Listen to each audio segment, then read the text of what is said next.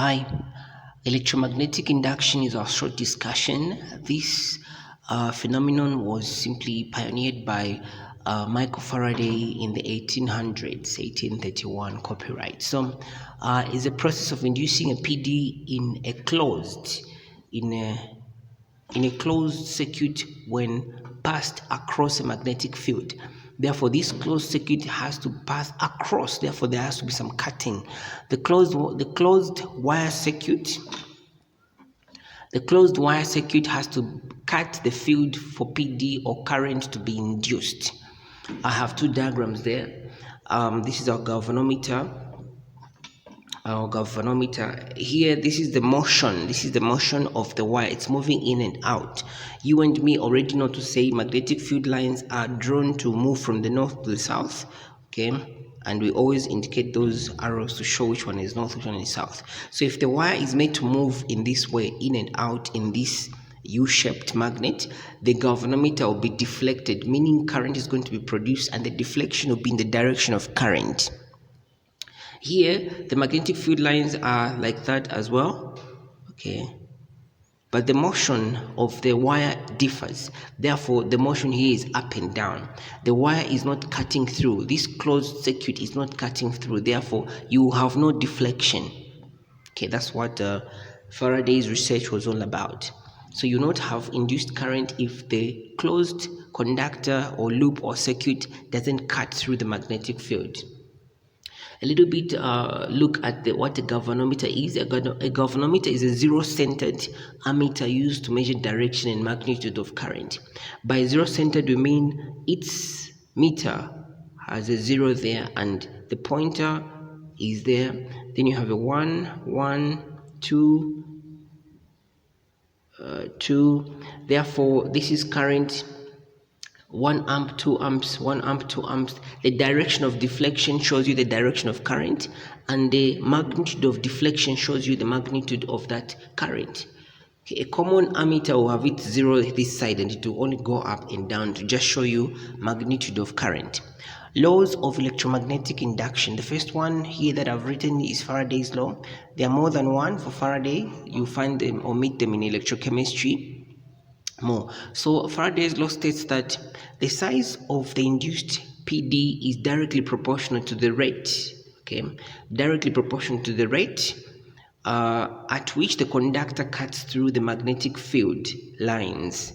Okay, the size of the induced PD is directly proportional to the rate at which the conductor cuts through the magnetic field lines. Therefore, if the wire moves faster, then the PD will also be greater. If it's moving slowly, even the PD will be greater. Remember, electromagnetism, or maybe let me just say magnetism, is brought about by electron motion.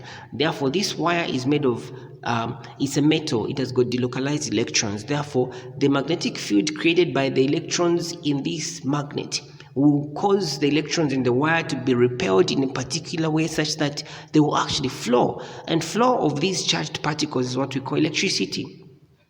So induced PD increases when speed of motion of the magnet or coil increases. You can move either of the two. You can either be moving this coil or be moving the magnet.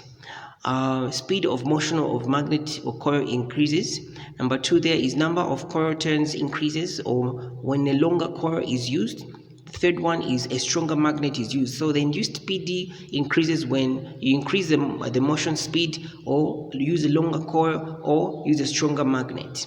That is, those are the findings that Faraday made as he was doing his research. This one is Lenz's law.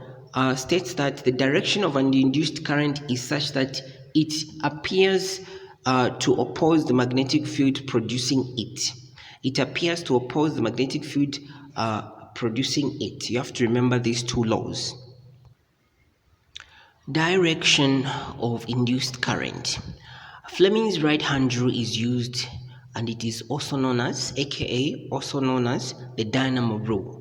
Okay, so we use this rule to simply determine the direction of induced current once we know the motion and the direction of the magnetic field. So this is our right hand, okay, Fleming's right hand rule.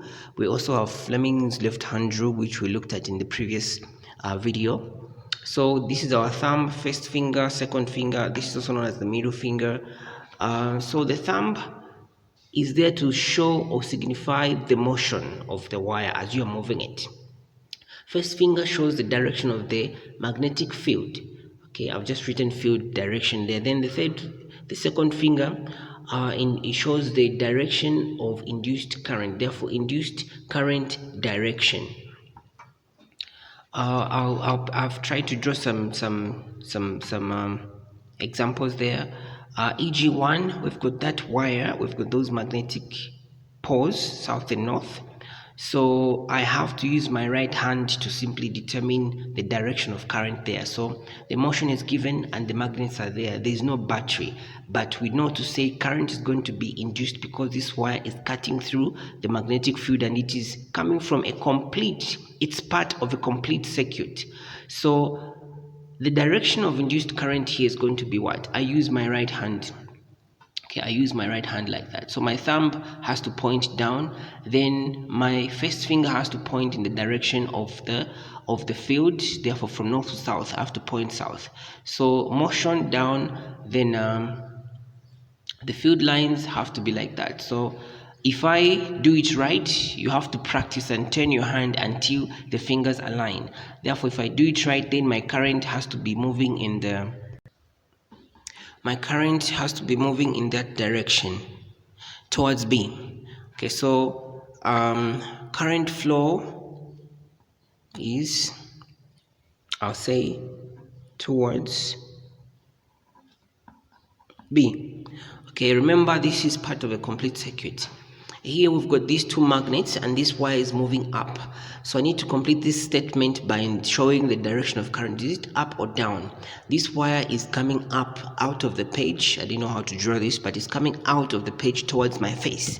So since the motion is given, I'll do that as my motion. Then my field is like that. So current is actually going to flow downwards.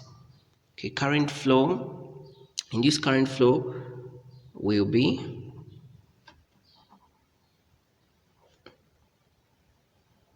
downward. Okay, you have to practice, you get it. So just know and remember what each finger represents. Motion, the given motion, the direction of the field. Therefore, you have to point towards the south because we always take magnetic field lines to move from the north to the south. Then this one will give you the current direction, the middle finger.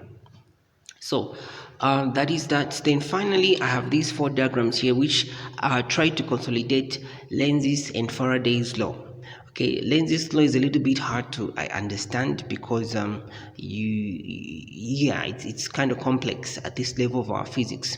But you can simply use these diagrams to help you understand what it's all about. So I'll use